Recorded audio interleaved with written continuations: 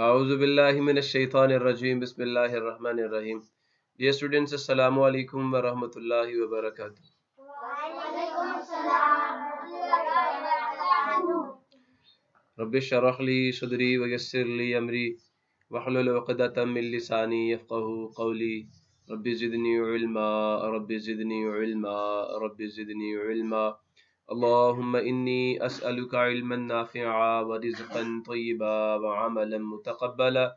अल्लाहुम्मा अल्लिमनी अल-किताबा वल हिसाबा। अल्लाहुम्मा ज़क्किरनी मिन्हु मा नसीतु व अल्लिमनी मिन्हु मा जहिलतु। अल्लाहुम्मा खुज़ बियदिक। तो मेरे बच्चों, आज हम लोग जनरल नॉलेज क्लास 3 का टेस्ट नंबर 4 जो है उसके सॉल्यूशन को देखेंगे। मैंने आपको प्रीवियस लेक्चर के अंदर टेस्ट नंबर 3 जो है वो सॉल्व करवाया था। मैंने आपको हर लफ्ज़ का मानी बताया था और फिर मैंने आपको समझाया था कि उसके पीछे कौन सी दुनिया आबाद है और आपने उस सवाल को समझ कर कैसे जवाब देना है। तो आज चौथे टेस्ट को देखते हैं, इसके अंदर क्या रखा है हमारे लिए, और इसके बाद फिर एक और टेस्ट है जो हम करके इंशाल्लाह अपने ये टेस्ट का जो एक हमने सिलसिला शुरू किया हुआ उसको हम खत्म कर देंगे, जनरल नॉलेज के जो हमारे टेस्ट हैं। तो सब्जेक्टिव है जी, ऑब्जेक्टिव मैं आपको करवा चुका हूं पहले। तो सब्जेक्टिव के अंदर अब क्या है जी, कहते हैं आंसर द फॉलोइंग क्वेश्चंस। अब मैं आपको आंसर का मतलब बता चुका हूँ, जवाब दें जी। ये हुक्मिया जुमला है, इसमें हुक्म दिया जा रहा है आपको, ठीक है। ये अमर का जुमला है कि आप जवाब दें किसका, द फॉलोइंग। फॉलोइंग का मैंने बताया था दर्ज झैल नीचे लिखे हुए। मैं अगर आपको आपका पेपर नंबर जो 3 मेरे पास पड़ा हुआ है, अगर मैं आपको वो खोल कर दिखाऊं तो आपको बिल्कुल पता चल जाएगा कि मैंने उसके अंदर आपको ये मीनिंग लिख के दिए थे। ये देखे, मैंने कहा था ना दर्ज झैल नीचे दिए, क्वेश्चंस का मतलब सवालात। तो ये मैं आपको प्रीवियस लेक्चर में ये सारे मीनिंग्स जो है ये लिख के दे चुका हूँ। तो अभी आइए हम अभी अपने टेस्ट नंबर 4 जो है उसको देखते हैं। तो आंसर जवाब दीजिए फॉलोइंग नीचे लिखे हुए क्वेश्चन सवालात के। अब बेटा पहला क्वेश्चन क्या है, what is rainbow. What is previous lecture में मैंने उबैदुल्लाह से पूछा था, उबैदुल्लाह ये बताओ व्हाट का मतलब क्या है। व्हाट का मतलब क्या है, मैंने पिछले लेक्चर में उबैदुल्लाह से पूछा था कि व्हाट का मतलब क्या है, तो उबैदुल्लाह ने मुझे बताया था व्हाट का क्या मतलब है। हाँ जी उबैदुल्लाह, व्हाट का क्या मतलब है। अभी 2 छुट्टियां आप करके आ रहे हो और 2 छुट्टियों के बाद जो हमें आउटपुट मिला है वो अब आपके सामने। उबैदुल्लाह, व्हाट का क्या मतलब है। हाँ जी मोहम्मद शफी बता दें व्हाट का क्या मतलब है। क्या व्हाट का मतलब,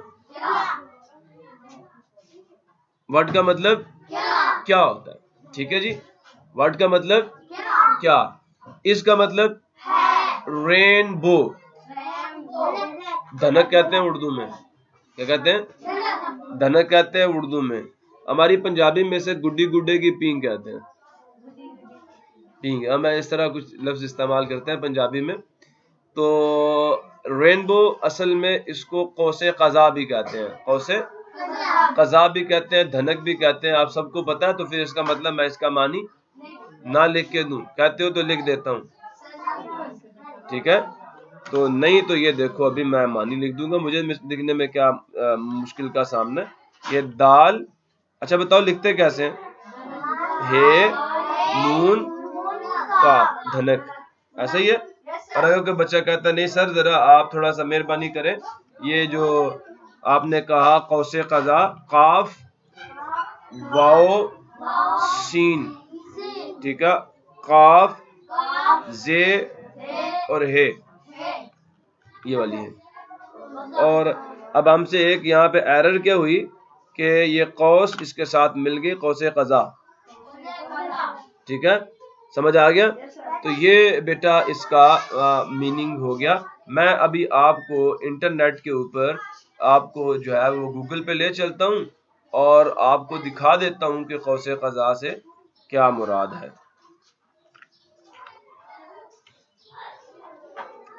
ठीक है। ये मैंने अभी ये कौसे कज़ा लिखा हुआ आ गया। अब हम कौसे कज़ा जो है उसको देखते हैं। ये इसके मैं इमेजेस कुछ आपको दिखाने की कोशिश करता हूं ताकि आपको जरा कुछ अच्छे तरीके से बात समझ आ जाए। ये देखा कभी आसमान पे आपने, ये है कौसे कज़ा, इसको इंग्लिश में रेनबो कहते हैं, इसको इंग्लिश में रेनबो कहते हैं। कोई बात समझ आई मेरी? देखो ये कलर्स आपको, ये कलर्स जो हैं, ये कलर्स आपको आसमान पे नजर आते हैं। ठीक है, कब? जब, हाँ जी, निकलता कहाँ से है? इसके लिए बेटा सिर्फ अभी आपको ये कहूंगा कि आसमान में जब बारिश होती है ना, तो बारिश के कुछ कतरे, बारिश के कुछ कतरे जो हैं वो आसमान पे मुअल्लिक रह जाते हैं, हवा में ना लटके रह जाते हैं, आस्ता आस्ता नीचे आ रहे हैं। तो जब सूरज की शुआएं उनके ऊपर पड़ती हैं तो वो अपने रंगों में टूट जाती हैं। सूरज की रोशनी 7 रंगों का मजमूआ है। जैसे उसके ऊपर पड़ती हैं तो कतरे का करते हैं सूरज की रोशनी को 7 रंगों में तोड़ देते हैं। जब सूरज की रोशनी 7 रंगों में टूटती है तो ये पट्टी जो है आपको नजर आती है, और इस पट्टी को, जो 7 रंगों की पट्टी आपको आसमान पर बारिश के बाद नजर आती है, उसको बेटे हम लोग धनक कहते हैं या रेनबो कहते हैं। हाँ जी बेटा, ऊंची बोलोगे तो मुझे कोई बात समझ आएगी। आज कंप्यूटर भी आवाज कर रहा है। हाँ? क्या? दो दो दो, एक प्राइमरी होती है, एक सेकेंडरी होती है, दो भी बन सकती है। ठीक है, लेकिन दोनों में रंगों की जो तरतीब होती है वो एक दूसरे के उलट होती है। समझ आया नहीं है? और याद रखिएगा इसके ऊपर एक कंडीशन है, वो कंडीशन ये है कि रेनबो या तो आपको सुबह के वक्त दिखाई दे सकती है या आपको असर के बाद। इसके लिए जरूरी क्या होता है? इसके लिए जरूरी ये होता है कि जो सूरज की रोशनी है वो तिरछी पड़े कतरों के ऊपर। क्या पड़े? सूरज की रोशनी जो आसमान में पानी के कतरे मुअल्लिक हैं, बारिश के जो कतरे मुअल्लिक हैं, उनके ऊपर ये क्या करे? ये तिरछी पड़े, तो फिर आपको कौसे कज़ा नजर आती है। जी, ये बेटा आपको ईस्ट में भी नजर आ सकती है, आपको वेस्ट में भी नजर आ सकती है। मैंने फिर बताया, अगर सूरज वेस्ट पे होगा तो आपको ईस्ट में नजर आएगी, और अगर सूरज ईस्ट पे होगा तो आपको किधर नजर आएगी? वेस्ट में नजर आएगी। और ये सुबह या शाम के वक्त आपको नजर आ सकती है। इसके अलावा जो conditions for making the rainbow है वो पूरी नहीं होती, इस वजह से रेनबो आपको नजर नहीं आ सकती, दोपहर के वक्त आपको नजर नहीं आ सकती। ठीक हो गया? अगर किसी बच्चे को ये बात समझ नहीं आई, ये देखो कितनी मजे मजे की पिक्चर्स आपको नजर आ रही हैं इसकी, आसमान के ऊपर ये जो कलर्स आपको नजर आ रहे हैं, दिस इज रेनबो। क्लियर हो गया या नहीं हुआ? ना, अब मैं आपको वापस आपके नोट्स पे ले चलता हूं कि इसकी डेफिनेशन जो हमने की वो ये है कि ए बैंड, बैंड का मतलब क्या होता है?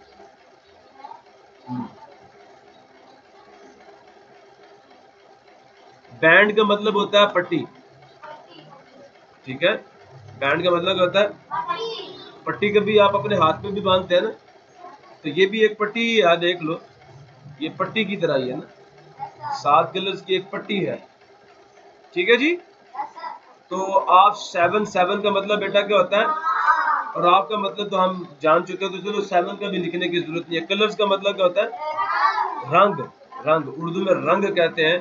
दैट, जो, दैट का मतलब क्या होता है? जो। अपीयर्स का मतलब नमूदार हो, सामने आए, दिखे, निजारा दिखाए, वाक़ई हो। समझ आया? इसको क्या कहते हैं? अपीयर्स। तो मैं अभी इसके आगे आपको इसका मीनिंग लिख देता हूँ। नमूदार होना या सामने आना। इन द स्काई, कहाँ पर? आसमान में। ठीक है। आफ्टर, आफ्टर का मतलब होता है के बाद। किसके बाद? रेनफॉल। रेनफॉल कहते हैं बारिश को। इज है कॉल्ड कहलाती रेनबो, हम उसको रेनबो कहते हैं। ठीक हो गया? कॉल्ड का मतलब क्या है, और रेनबो का मतलब आप सब जानते हैं, इसका मतलब धनक होता है। समझ आ गया सबको? तो हुजूरे वाला, अब जब हम इसके मीनिंग लिखेंगे तो बात और ज्यादा समझ आ जाएगी। अब जरा गौर से देखें कि ये पट्टी बनती है, पे टे छोटी है टी, पट्टी। ऐसे ही है, पट्टी ऐसे लिखते हैं, ये नहीं ऐसे ही लिखते हैं। आगे चलें जी। उसके बाद क्या? आप कहते हैं की। 7 का मतलब 7 कलर्स का मतलब रंग। दैट अपीयर्स, जो नमूदार होती है, नजर आती है। ठीक है, बात समझ आई मेरी? नून, उसके बाद क्या आएगा? मीम, वाओ, नमू, दाल, दा और रे, दार। क्लियर हुआ? नमूदार होना या नजर आना या सामने आना, कोई एक मानी आप याद कर सकते हैं। तो जो हमारे सामने आती है इन द स्काई, आसमान में। कहां पर? आसमान में। किसके बाद? बारिश के बाद। हाँ, आफ्टर कहते हैं बाद में। बाद में। ठीक है, बाद कैसे लिखते हैं? बे आइन दाल, बाद। रेनफॉल, बारिश। बारिश। बेलिबा, रेशीन, रश। रे नहीं डाला मैंने, मुझे बोल ही नहीं रहे आप लोग, मैं इतनी गलतियां कर रहा हूँ। हाँ, बारिश। इज है कॉल्ड, पक्की बात है। ठीक है, वो कहलाती है। ठीक है, लाम अलिफ ला ते छोटी है ती, कहलाती। ठीक हो गया बेटा। रेनबो हम उसे कौसे कज़ा कहते हैं, 7 रंगों की एक पट्टी जो बारिश के बाद आसमान पर हमें नजर आती है, उसको हम लोग कौसे कज़ा कहते हैं या दनक कहते हैं। समझ आ गया? नहीं आया? समझ आया? उर्दू में इसका जवाब दे सकते हो ना? तो मुझे आप उर्दू में इसका जवाब दे देना, आई विल एक्सेप्ट इट। ठीक है, मुझे कोई इशू नहीं है, आप मुझे जवाब उर्दू में भी दें, लेकिन बेटा मसला क्या है कि we have to tackle the English language. हमें इसको भी सीखना है, तो हमें इसको भी सीखना चाहिए आप, क्योंकि हमारे गले में ये अब डोल डाला हुआ है हमारे हुक्मरानों ने कि ये मस्ट है। उजरे वाला उर्दू में बार बार कहता हूँ, उर्दू हमारी मादरी जुबान है, मियाँ हमें कॉन्सेप्ट उर्दू में दो। हाँ, इंग्लिश को एज ए लैंग्वेज हमें लाजमी सिखाओ। जुबान सीखना कोई बुरी बात नहीं है, जुबान सीखने के फ़ायदे ही फ़ायदे हैं, लेकिन सिर्फ उसका भूतना अपने सर पे सवार कर लेना कि नहीं नहीं नहीं बस इंग्लिश ही जहानत की एक इकाई है, तो इंग्लिश जहानत की इकाई नहीं है। अगर दुनिया में लोग लैंग्वेज से ही तरक्की करते होते तो चाइना फिर तरक्की ना करता। इंग्लिश लैंग्वेज तरक्की के लिए जो लोग कहते हैं ना, हर चाइना देखो, अमेरिका को अब, अमेरिका की इकोनॉमी को अब वो जो है वो चैलेंज कर रहा है। क्या उन लोगों ने अपनी जुबान के अंदर रहते हुए चीज़ों को समझा और आगे तरक्की की। ठीक है, तो इन चीज़ों को हमें ज़रा अच्छे तरीके से सोचना होगा कि तरक्की हम कैसे कर सकते हैं। मादरी जुबान में ही पढ़ने में तरक्की है मियाँ। लैंग्वेज सीखे हैं, दूसरों से भी ताल्लुक रखना है, उनसे भी बातचीत करनी है, लेकिन हर चीज़ इंग्लिश में नहीं। What is seedling? Previous test का एक क्वेश्चन दोबारा रिपीट हो गया। कुछ क्वेश्चंस मैंने कहा बार बार रिपीट भी हो जाते हैं, तो उसका कोई इशू नहीं है। व्हाट क्या इज है सीडलिंग कोम्पल, नन्ना पौधा या कोम्पल, आप सबको याद है? तो यंग वंस बच्चे किसके? Of plants. किसके? ऑफ, एक minute of plants are called seedlings. हमने क्या कहते हैं, या is called young one of plants, ठीक है, आर कॉल्ड सीडलिंग्स, हमने नन्हे पौधे कहते हैं। ठीक हो गया। पौधों के जो बच्चे होते हैं they are called what? They are called seedlings, वो नन्हे पौधे या कोंपले कहलाते हैं। ठीक या नहीं? तो ये हम इसके जवाबात प्रीवियस टेस्ट के अंदर लिख चुके थे, इनके मानी लिख चुके थे। तो मैं अब यही समझता हूँ कि अगर आप दोबारा इसको देखना चाहते हैं तो तीसरा लेक्चर आप दोबारा सुन लें, आपको वहां पे इसके मानी मिल जाएंगे। अदरवाइज आपको प्रिंट्स भी मैं दे दूंगा at the end of this lecture.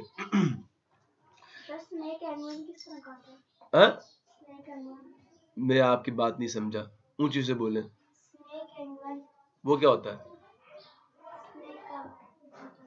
अच्छा, स्नेक के बच्चे को बेटा मुझे अभी याद नहीं, मैं आपको देख के बता दूंगा।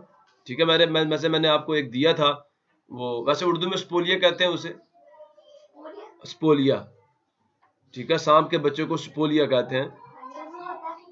वो बहुत छोटा सा होता है, हाँ छोटा सा होता है, but we will talk about that, क्योंकि मेरा आज टॉपिक नहीं था आपको यंग वंस के बारे में बताने का, सो देयरफॉर मेरे अब माइंड में नहीं है।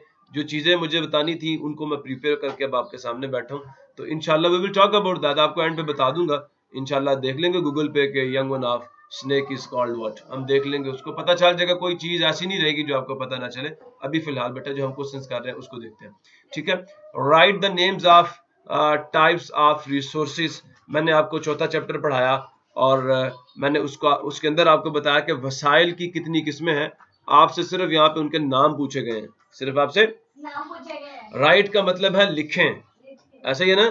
रीड का मतलब पढ़ना होता है और राइट का मतलब होता है लिखना। अगर आप कहते हैं तो मैं यहाँ पर भी आपको इसका मानी लिख देता हूँ। और नेम्स का मतलब क्या होता है? नाम। नाम लिखें किसके? आपके द टाइप्स का मतलब बेटा होता है इकसाम ऑफ रिसोर्सेज, और रिसोर्स की जमा है, इसको हम कहते हैं वसीला या वसाइल। ठीक हो गया। तो अब आपसे सवाल क्या पूछा जा रहा है, सवाल ये पूछा जा रहा है कि लिखें, क्या लिखें जी, ये भी तो पता होना चाहिए। तो लिखना है जी आपने नाम लिखने हैं, किसके, टाइप्स, इकसाम के, किसके, इकसाम के नाम लिखने हैं आपने। आप रिसोर्सेज का मतलब होता है वसाइल, रिसोर्सेज का मतलब क्या होता है, वसाइल। ठीक है, तो हमने वसाइल के नाम लिखने हैं। क्लियर हो गया जी। तो अब जिसका जवाब क्या है, आपकी बुक पे भी मैंने आपको दिखाया था, ठीक है, मैं आपको पढ़ा चुका हूं, और अब मैं यहाँ पे भी आपको बता देता हूं कि there are 3 types of resources या वसाइल की 3 किस्में हैं। देयर आर मैंने बताया था, इसका मतलब किसी चीज की मौजूदगी को जाहिर करना। देयर आर होती हैं, मैंने कहा था इसका मानी कर लेना आप लोग कि होती हैं 3 टाइप्स, 3 किस्में। 3 का मतलब 3, टाइप्स का मतलब किस्में। रिसोर्सेज का मानी मैंने ऊपर लिख दिया, टाइप्स का मानी मैंने ऊपर लिख दिया, अब दोबारा लिखने की जरूरत नहीं है, अब आप अपने माइंड में रखें। नेचुरल रिसोर्सेज, कौन से रिसोर्सेज बेटा, नेचुरल रिसोर्सेज क्या है, इसका भी मैं आपको एक छोटा सा जिसे कहते हैं इंट्रोडक्शन दे देता हूं, जो कि मैं पहले वैसे आपको पढ़ा चुका हूं। ह्यूमन रिसोर्सेज दूसरी टाइप है रिसोर्सेज की, और तीसरी जो टाइप है रिसोर्सेज की, दे आर कैपिटल रिसोर्सेज। अब मैं इस दफा रिसोर्सेज का मानी नहीं लिखने वाला, क्योंकि ये मैं वैसे पहले ऊपर लिख चुका हूं, तो इन दोनों को ही मैं मिटा देता हूं ताकि हमारा टाइम बच जाए और हम नेक्स्ट पेपर भी सॉल्व कर लें। तो नेचुरल का मतलब बेटा क्या होता है, कुदरती, कुदरती, कौन से, कुदरती। और ह्यूमन का मतलब होता है इंसानी। ठीक है, बात समझ आ रही है, नहीं आ रही। ह्यूमन का मतलब होता है इंसानी, ठीक है। और कैपिटल का मतलब होता है, कैपिटल का मतलब होता है सरमायाकारी, ठीक है। तो सरमायाकारी के जो वसाइल हैं, इसमें मैंने आपको बताया, इसकी मैंने एग्जांपल्स भी आपको दी थी और आपको समझाया भी था। तो कुदरती या नेचुरल रिसोर्सेज क्या है, इसकी एग्जांपल्स ये हैं, जैसे अल्लाह ने आपको हवा दी हुई है, कुदरत पैदा कर रही है। बंदे होते तो वैसे ही पता नहीं महंगी कर देते हैं, सारे सांस लेते हैं तो महंगी कर दो, ठीक है। अल्लाह ने आपको मिट्टी कुदरती रिसोर्सेज के तौर पर अता की है। सूरज की रोशनी कुदरती रिसोर्सेज के तौर पर अल्लाह रब्बुल इज्जत ने आपको अता की है। नेचुरल रिसोर्सेज है ना, मैंने कुछ एग्जांपल्स भी नेचुरल रिसोर्सेज की जो है वो मेरे ख्याल में मैंने नेक्स्ट पेपर के अंदर आपको दी हुई है। तो कुदरती रिसोर्सेज के अंदर आपकी हवा, आपका पानी, आपकी मिट्टी, आपके दरख्त, आपके पौधे, ये सारी चीजें कुदरत पैदा कर रही है, तो they are the natural resources. Problem किसी को क्लियर हो गया? अब देखो, किसी मुल्क के अंदर जो है वो जो सब्ज कलर के तोते हैं वो नहीं है, हमारे मुल्क के अंदर मौजूद है। तो ये हमारा एक कुदरती रिसोर्स है जो अल्लाह की जात पैदा कर रही है एक खास इलाके के अंदर, ठीक हो गया।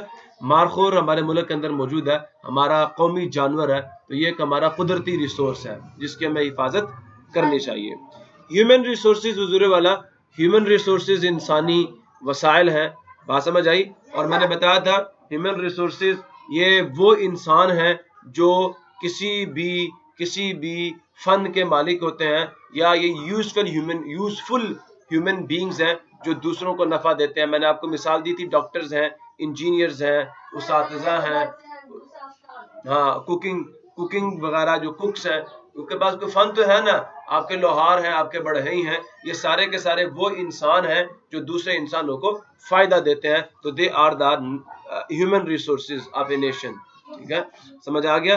कैपिटल रिसोर्सेज क्या होते हैं, इन्हें कहते हैं सरमायाकारी के वसाइल।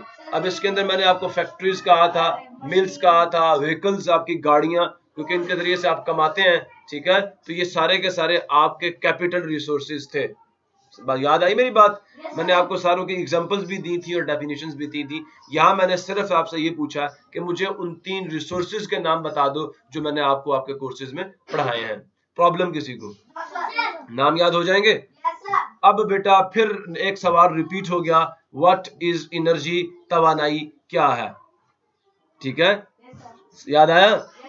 तो मैंने आपको कहा था कि energy is the ability, energy जो है वो सलाहियत है टू डू वर्क, काम करने की। डू का मतलब करना होता है, वर्क का मतलब काम होता है, एनर्जी का मतलब तवानाई होती है। तो तवानाई काम करने की सलाहियत होती है, काम करने की सलाहियत को तवानाई का नाम दिया जाता है। इस पे हम बात कर चुके हैं पहले, तो ज्यादा टाइम नहीं देंगे। अब उसकी एग्जांपल्स क्या है, हम क्या कुछ कर सकते हैं एनर्जी के जरिए से। हम पढ़ सकते हैं, हम भाग सकते हैं, हम लिख सकते हैं, हम खा पी सकते हैं। खाने पीने में भी क्या चाहिए, एनर्जी चाहिए ना, काम है खाना पीने।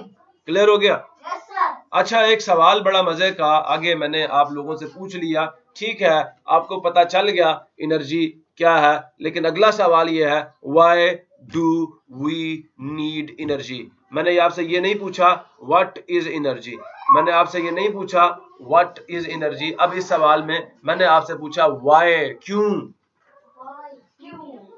डू वी नीड, हमें क्यों जरूरत है। नीड का मतलब जरूरत होना, और डू बताता है कि ये जुमला प्रेजेंट इंडेफिनिट का, मौजूदा वक्त का। Why do we need energy, हमें तवानाई की जरूरत क्यों है, क्यों है जरूरत हमें। तो नीचे मैंने जवाब दे दिया इसका, वी नीड। वी का मतलब हम, याद आया ना, मैंने पीछे वाले लेक्चर में लिख के दिया था। वी का मतलब हम या हमें, नीड जरूरत है एनर्जी तवानाई की, टू डू करने के लिए, टू डू करने के लिए, डू करने के लिए, टू डू करने के लिए, एवरीथिंग हर चीज, हमें हर काम, हमें कुछ भी करना तो क्या चाहिए, हमें एनर्जी चाहिए। इन अवर का मतलब बेटा हमारी, अवर का मतलब हमारी, लाइव्स का मतलब जिंदगियां, हमारी जिंदगियों में हमें सब कुछ करने के लिए तवानाई चाहिए। आराम करने के लिए भी तवानाई चाहिए, बेड पे जाना ना, रजाई लेनी है ना ऊपर, उसके लिए भी क्या चाहिए, एनर्जी चाहिए। अब एनर्जी नहीं है, बंदा बीमार है, बेड पे नहीं जा सकता, लोग उठा के लेके जाते हैं, जाओ उसको बेड पे लेटाओ। छोटे बच्चों को देखा ना, अम्मा उठा के डाल दिए बेड पे, उठा के नीचे उतार दिए। उसमें इतनी ज्यादा एनर्जी नहीं होती कि वो जाके सो सके और उठ सके और आगे और काम कर सके, ऐसा ये नहीं है। समझ आया नहीं यार? तो वी नीड एनर्जी, हमें जरूरत है तवानाई की, टू डू एवरीथिंग। एवरीथिंग मतलब हर चीज या हर काम। सुन रहे हैं आप? मुझे हर चीज करने के लिए क्या चाहिए, एनर्जी चाहिए, या हर काम करने के लिए। इन अवर, इन का मतलब में, अवर का मतलब हमारी, हमारी। ये वी जब हम कहेंगे ना, वी से, वी की जो पोसेसिव फॉर्म है, हमारी जो मलकियती शक्ल है वो अवर है इंग्लिश के अंदर, कि हमारी लाइफ्स का मतलब जिंदगियां, हमारी जिंदगियों में हमें हर काम करने के लिए क्या चाहिए। ठीक हो गया? मेरे ख्याल में बात समझ नहीं आई, ठीक है, समझ आया नहीं यार? जिंदगी, ठीक है, जिंदगियों में क्या चाहिए, हाँ जी, जिंदगियों में, ये सही लिखा मैंने, जिंदगियां,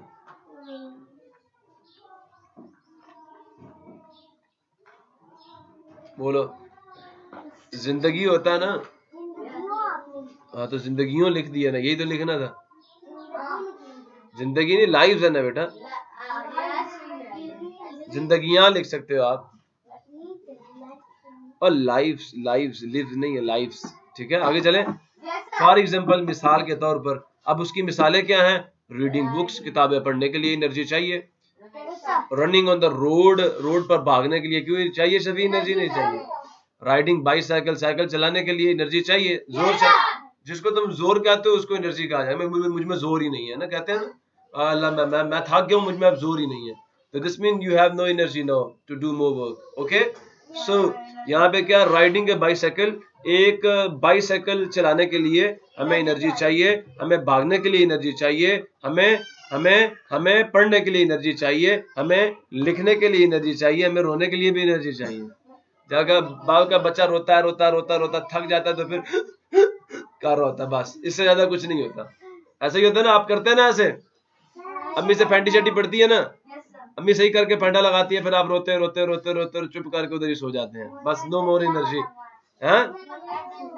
ओए डंडे से मार पड़ती है, कोई बात नहीं बेटा, बेटा ये बात है ना, आपके मामा पापा हैं, उनका हक बनता है जब आप गलत करेंगे। मामा पापा की मार असल में जुल्म नहीं होता, वो आप पे शफकत होती है। उस्ताद और माँ बाप की जो मार होती है ना, ये उनका प्यार होता है, क्योंकि वो आपको गलत कामों से रोक रहे होते हैं। ठीक है, वो कहते हैं कि आपको कहीं चोट ना लग जाए, आपको कोई नुकसान ना पहुंचे, तो वो उनका प्यार होता है आपके साथ, और आप उसको गुस्सा समझ रहे होते हो, उसको जुल्म समझ रहे हो। अच्छा अब हम आगे चलें। Yes, तो sir. रीडिंग का मतलब सबको आता है, Yes, sir. पक्की बात है, Yes, sir. पक्की बात है। Yes, sir. लिख दूं फिर Yes, sir. या लिख लोगे? No. Sir, लिख लेंगे. चलो मैं ये लिख देता हूँ। और रनिंग का मतलब भागना होता है। भागना, दौड़ना. अच्छा राइडिंग का मतलब क्या होता है? चलो लिखना. ना ना ना, ये राइडिंग है, राइडिंग। Riding, sir. इसका होता है चलो मैंने ये इसका लिख दिया पढ़ना। क्या होता है इसका? पढ़ना। पेड़े हे नून अलिफ ना, पढ़ना। Okay okay. रनिंग का मतलब भागना ऑन द रोड, रोड कहते हैं सड़क को, ठीक है। और राइडिंग का मतलब सवारी करना। वाह वाह वाह, जैसे घोड़े पे सवारी करते हो ना, करते हो नहीं करते? पक्की बात है। अच्छा नहीं की, चलो अभी घोड़े वाला आएगा ना तो उसको मैं कहूँगा चाचा हमारे बच्चों को सवारी करा दे, ठीक है। तो मुझे बताना फिर जब घोड़े वाला आएगा तो। राइडिंग का मतलब सवारी करना, ठीक है, सवारी करना। मुझे थोड़ी सी स्पेस देनी पड़ेगी। सवारी करना, काफरे करना, लिखना करना। ओके। बाईसाइकिल का मतलब क्या होता है? दो पहियों वाली, एक ट्राईसाइकिल होती है, 3 टायरों वाली साइकिल, ठीक है। This is bicycle. ओके।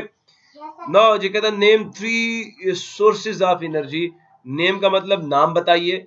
मैंने पहले भी इस तरह का सवाल करा हुआ। 3 का मतलब 3, सोर्सेज का मतलब वसाइल ऑफ एनर्जी तवानाई के। बहुत सारे मानी हम पीछे लिख चुके हैं, मतलब तकरीबन हम सारे लिख चुके हैं। तो मैं एक लफ्ज का मानी भी लिख के नहीं देने वाला अभी आपको, ठीक हो गया। Following are some resource, some sources of energy. Following का मतलब याद है, दर्ज झैल नीचे लिखे हुए। आर है, सम का मतलब कुछ। सम का मतलब क्या होता है भाइयों? सम का मतलब क्या होता है? सोर्सेज का मतलब वसाइल ऑफ एनर्जी तवानाई के।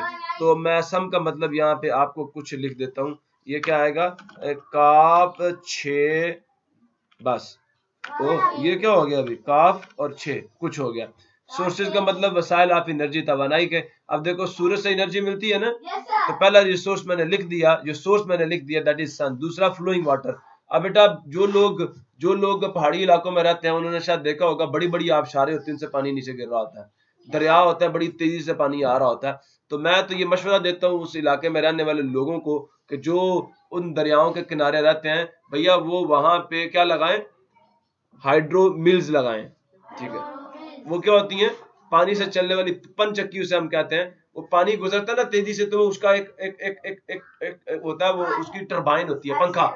हम उसे पंखा कहते हैं। वो पंखा आपने लगा देना, पानी गुजरेगा, पंखा घूमेगा। उस पंखे के साथ आप चक्की लगा दो, उससे आप आटा पीस सकते हैं। उसके साथ जनरेटर लगा दें, बिजली पैदा कर सकते हैं। समझ आया नहीं यार? तो फ्लोइंग वाटर, बहता हुआ पानी। फ्लोइंग का मतलब बहता हुआ, फ्लोइंग का मतलब वाटर का मतलब पानी, विंड का मतलब हवा, एनर्जी का मतलब तवानाई, कोल का मतलब क्या होता है? पहले लिख के दे चुका हूं आपको, कोयला। क्या होता है? और सन का मतलब तो आप सबको पता था, सूरज। सो अभी हम फ्लोइंग का लिखेंगे बहता हुआ। बहता, बे है बहते, लिखता बहता हुआ, हुआ। कौन? पानी। वाइंड का मतलब, सॉरी विंड का मतलब हवा, और कोल का मतलब कोयला। पक्की बात है? सोच लो। ओहो कोयला गलत हो गया जी हमारा।